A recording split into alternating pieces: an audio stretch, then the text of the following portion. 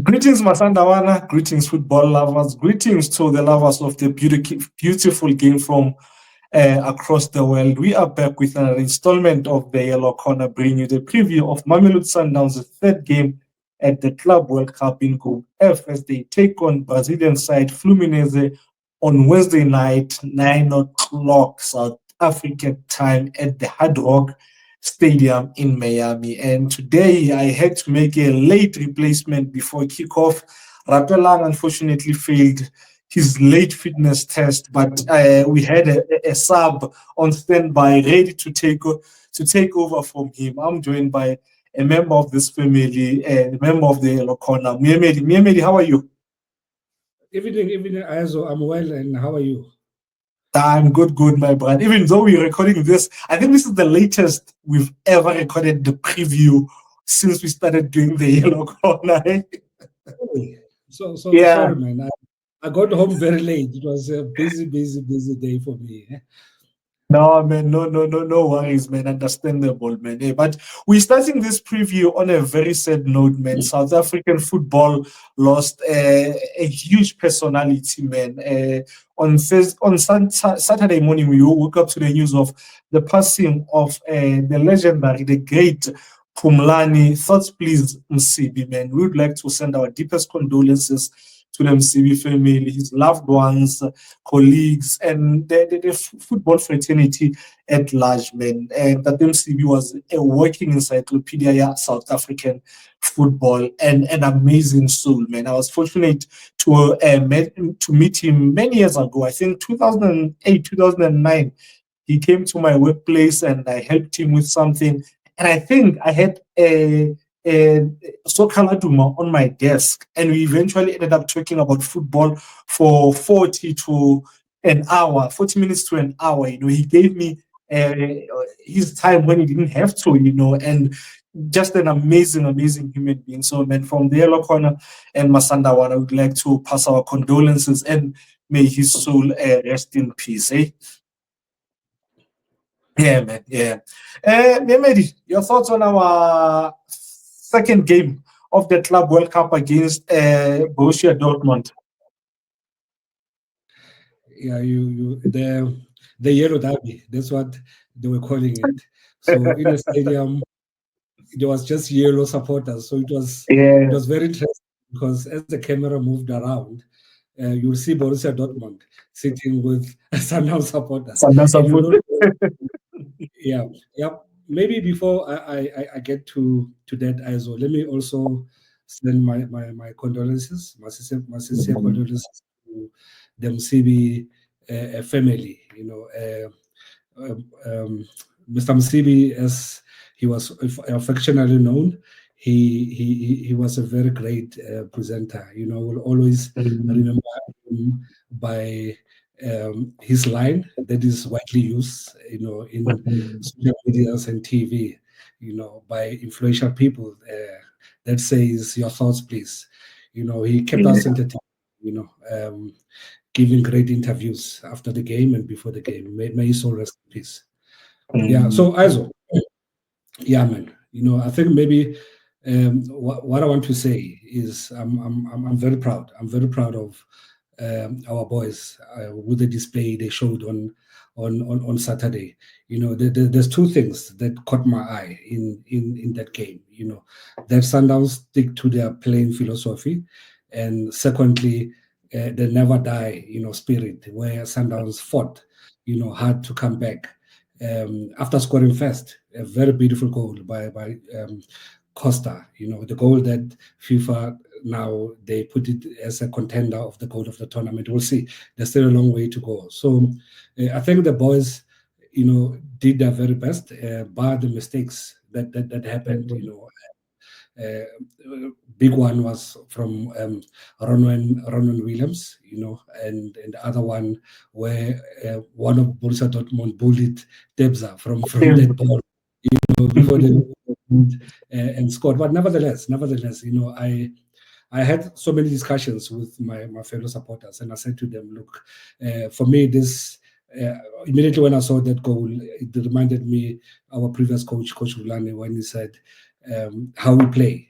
we must always budget for mistakes, like this. And I don't know, since Ronald James came to Sundowns, I think this is a second mistake out of many, many, many games that we played and that we won.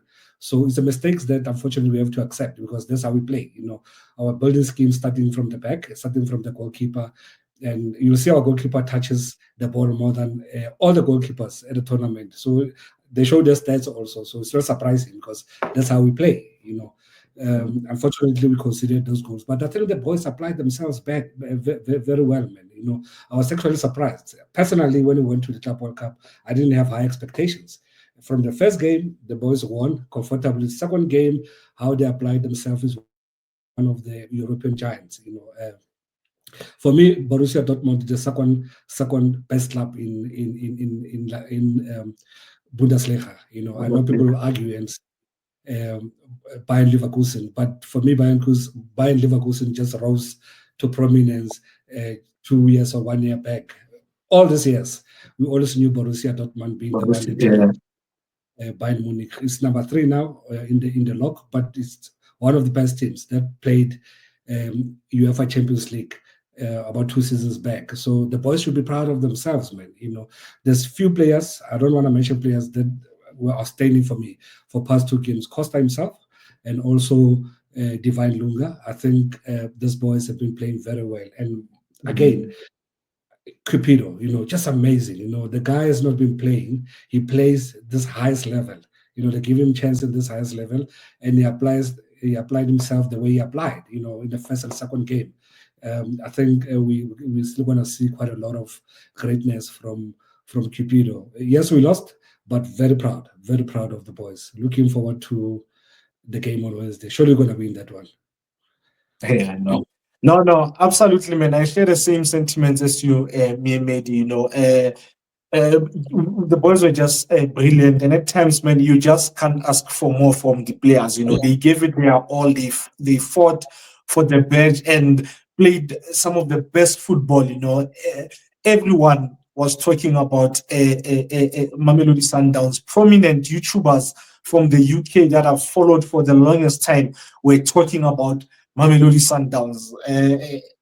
Some guy who's huge in this platform, football, YouTubing and stuff like that, Said TV, the United fan, he was singing, what do you call this? He had a watch along. He had this game here, Mamelodi Sundowns, so people are just raving at Sundowns, and like you say, by the individual mistakes, man, you can't fault Majid. It wasn't deliberate, so these things happen. High risk, high reward, so no, man, I'm very proud.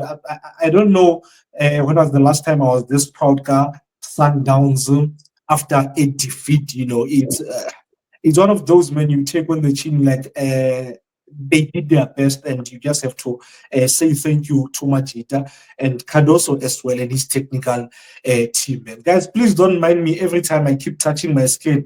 I do not know what's going on with my phone. It keeps going to sleep, and yeah, I have to keep on touching the screen, so I don't know what's going on. It has never ever done this before, man.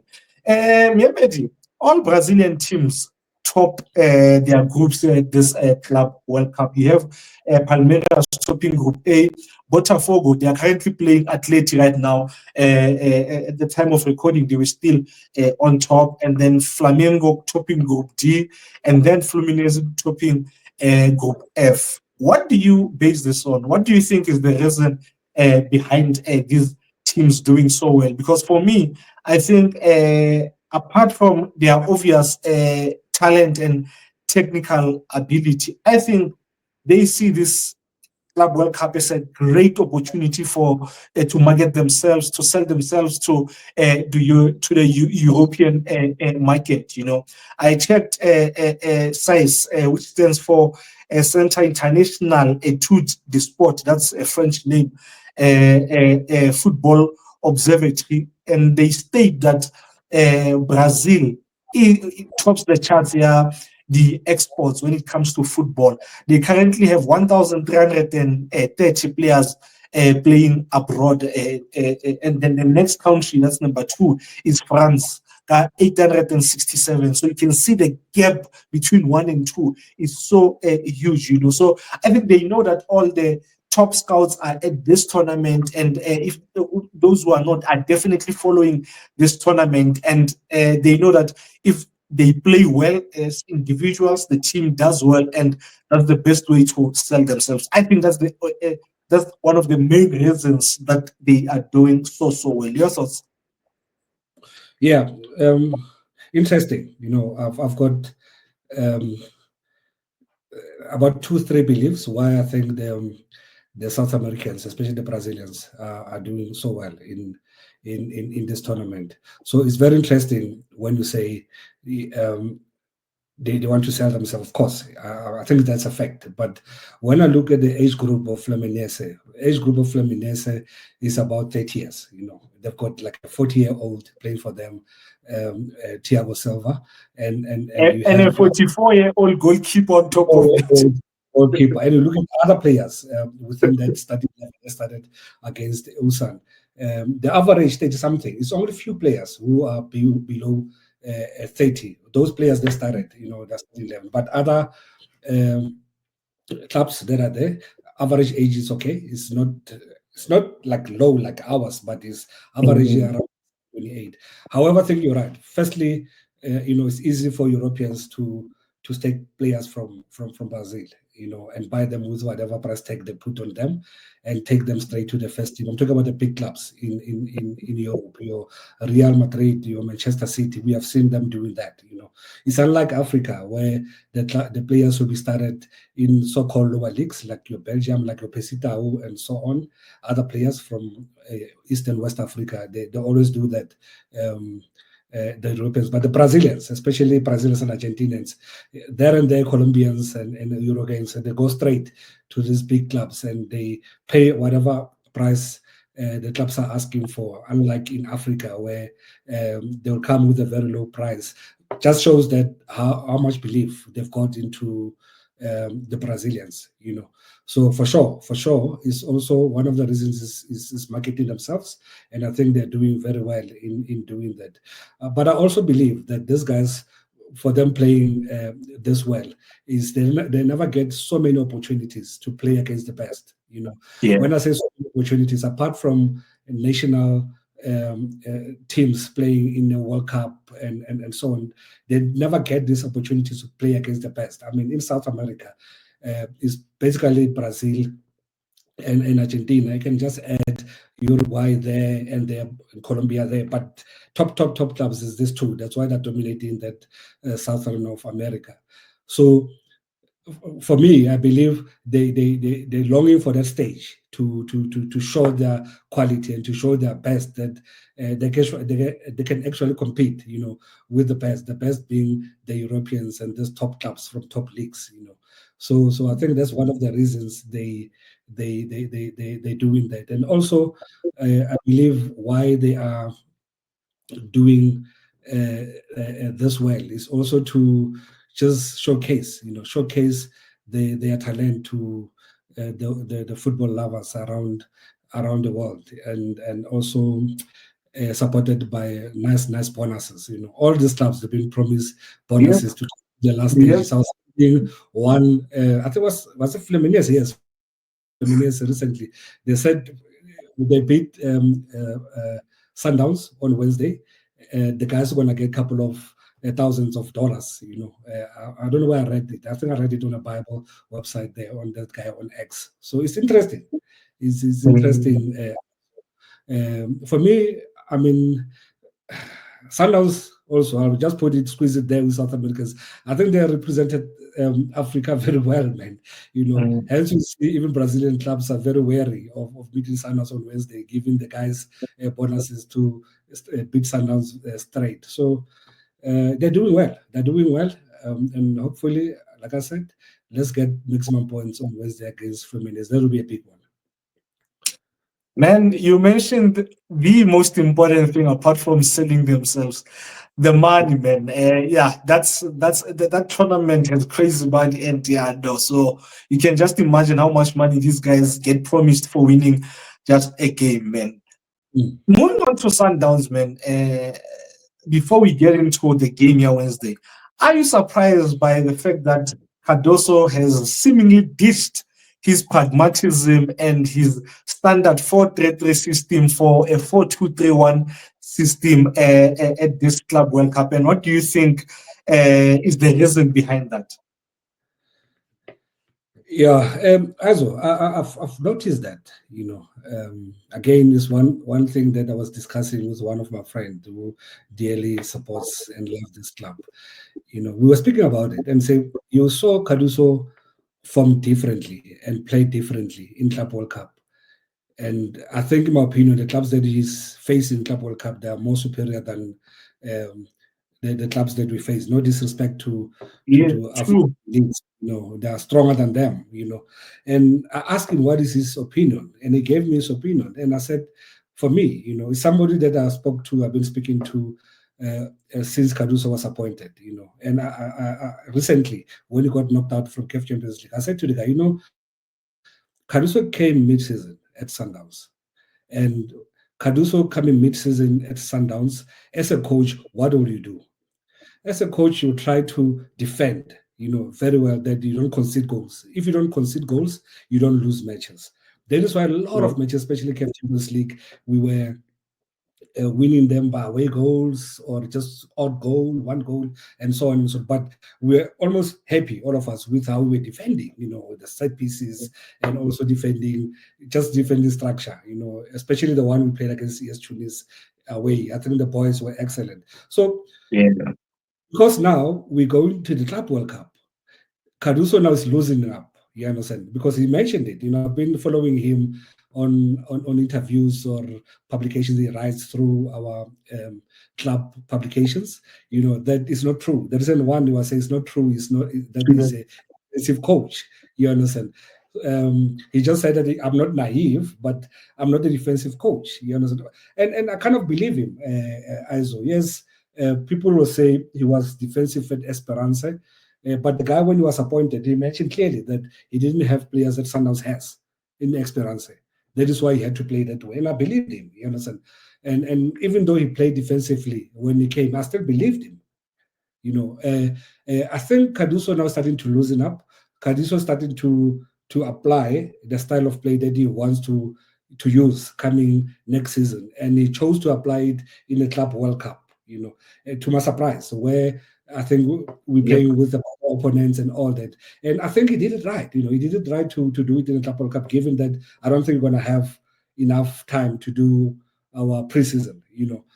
I think the boys, when they come back, they're going to be given a break and they're going to reassemble, I think, at home, and they're not going to be able to play a lot of international friendly matches. So this is an opportunity. He was just brave, because what if he decided to play this way and we lose all the games?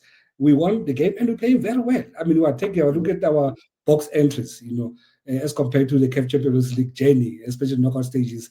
These past two games, do you know how many box entries we had against Borussia Dortmund in the first 15 minutes of the game? Please tell me.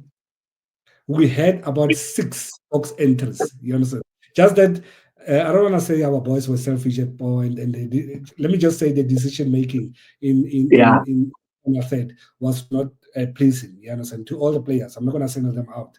So for me, also, I think this introduction to the coming next season, that this is how I'm going to play, both domestically in the CAF Champions League, and I support that approach. But you have to work on the defense. I think our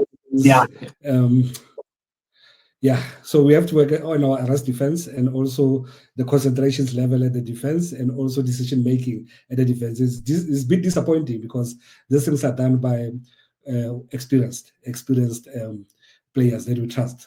Since CAF Champions League, knockout stages until now, from the goalkeeper and our back line, especially the centre backs, they need to work hard at this coming break.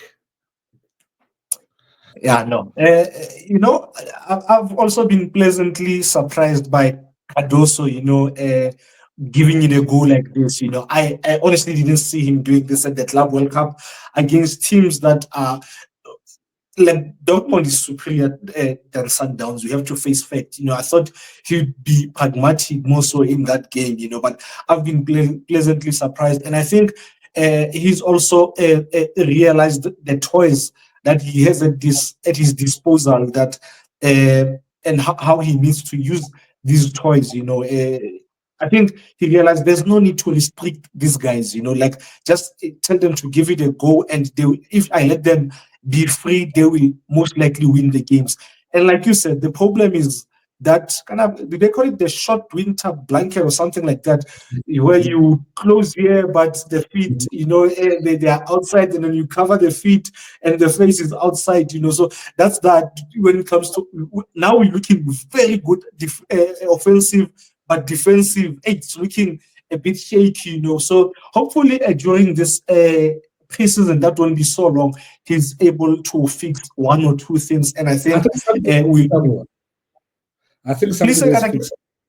I'm saying I think something that is fixable, just to fix our defense and all that. And I still believe we need one or two, seasoned center backs to come and assist us. And I'm happy with Cupido progress, but I still believe we need somebody in lines of Alice Kutz, Nascimento, very experienced, whether from Europe or preferably Europe, because that's where highest level of football is played, to come and partner with this, especially young ones, because I think our center backs are aging.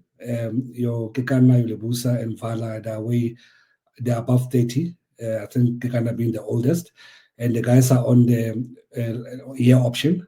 All of them. I honestly don't see us retaining all of them after this coming season. So I think it's the right time that Sundowns brings international, defender, preferably left center back, because we only have one natural left center back, which is Musa Libusa, to come and assist the guys, and also try to assist the young ones, especially Malibongo Koza at 21, Yokupido at 26, and grow with them, freshen up the age at the back and transfer the skills to them. I think that can work out. But we'll see what the club does in this transfer window.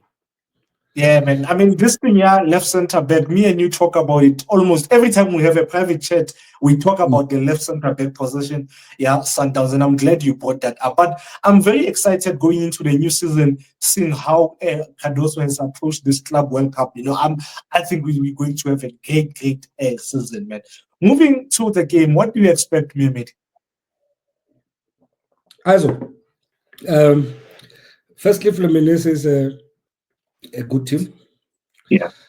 I've watched all the Brazilian clubs playing, and in my opinion, I think if one Brazilian team is beatable, it's Fluminense. Fluminense is full of experience. Like I said, average group is 30 plus. That's the average, and also I've noticed them towards the end of the game. They tire. You'll see the previous games. People who changed the game were people coming from the bench who assisted them to get those late goals. So if you play with a very smart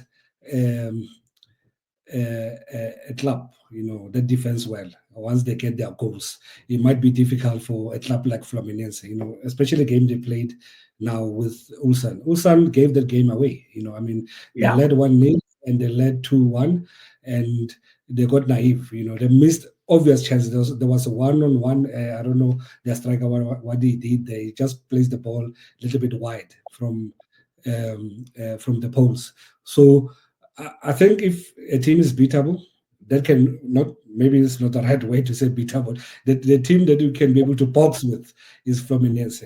So Fluminense, like I said to you, they allowed Ulsan to score 2 goals and to take 2 leads against them, and they allowed Fluminense, they allowed the Ulsan to have a lot of other goal scoring opportunities, and it's just unfortunate they didn't take them. So I'm banking on such things. And if I can just tell you the stats, Aizo, from Fluminense, from Ulsan side, I'm not going to talk about Fluminense.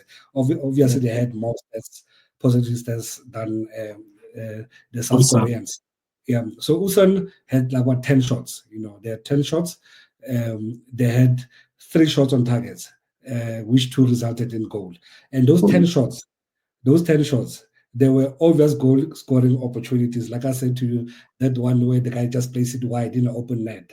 So they had, obviously, the ball position was very low, like 30%. With that 30%, but having such shots, shots, it tells you that the Fluminense, defense, it's penetratable. You can find in the last phase or in their boxes is how you use those opportunities. If a club like Ulsan can have such stats of 10 shots, at goal, and unfortunately they didn't use those shots very well.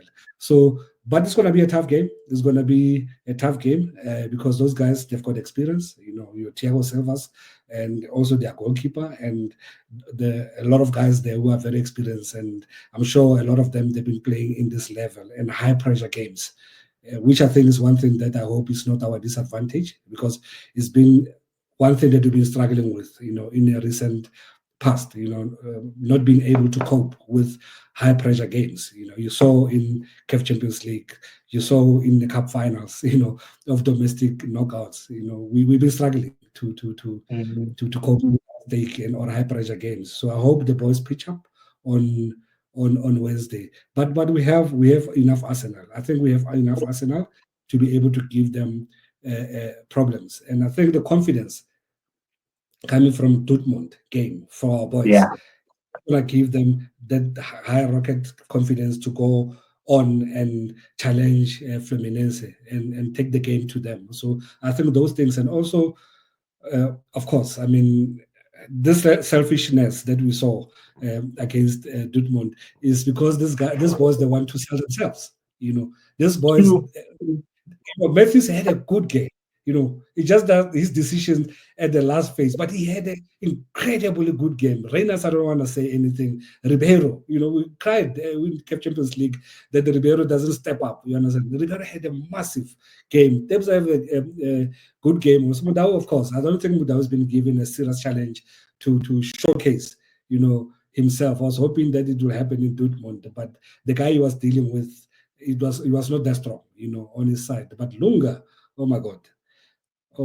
Lunga is having time of his life. Since the CAF Champions League, the guy's been giving A games, and I just hope Lunga remains consistent, because that's been my problem with him.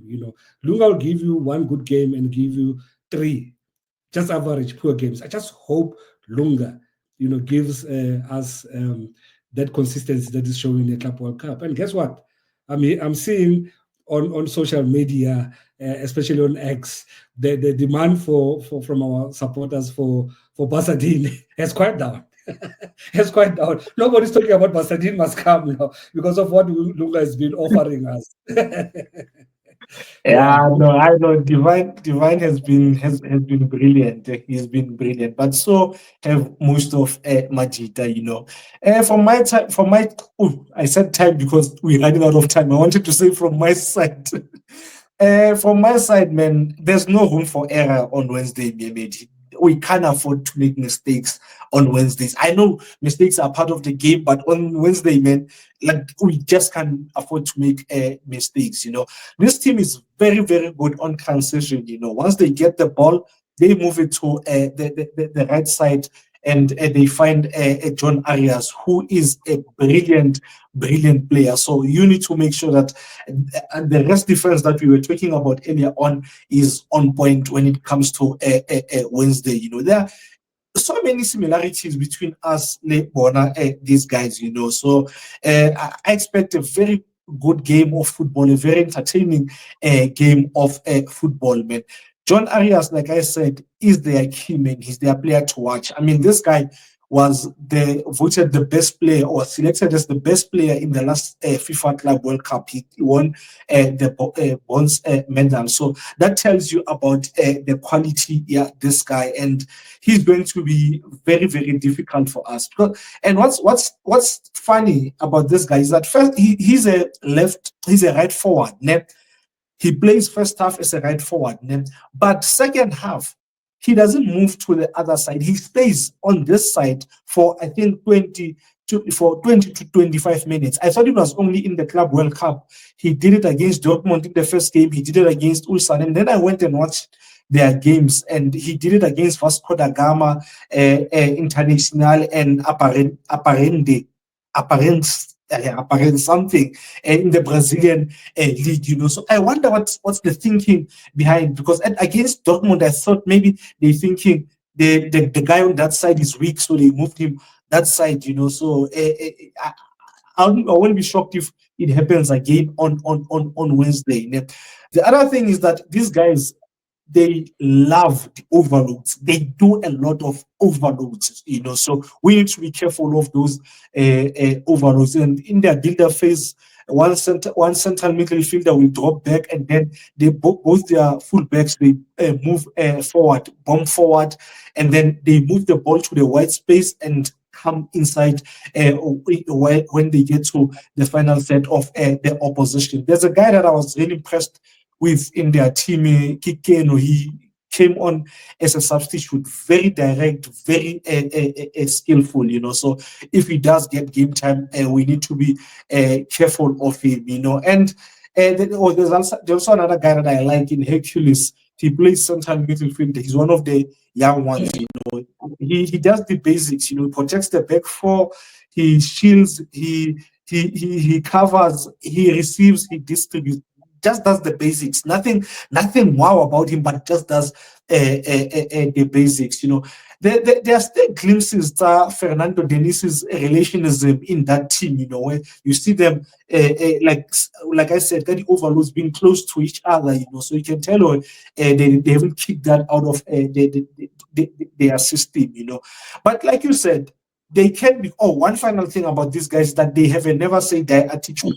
They can go down, and you can take a lead against them, but they never stop fighting. They never drop their heads. They always come back. Against Ulsan, they came back. Against Vasco, Aparecendes, and Juventende, they came back. So even if we take a lead in this game, we need to stay switched on, man. Stay switched on at full times. But like you said, they can be good at. They have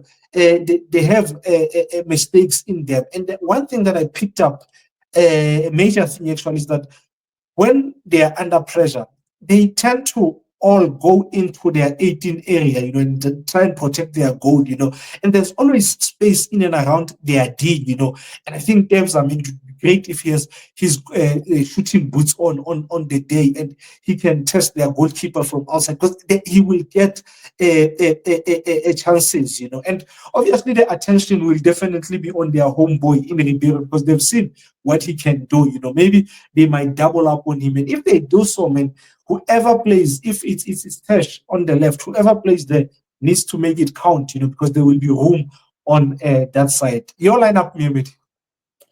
Yeah.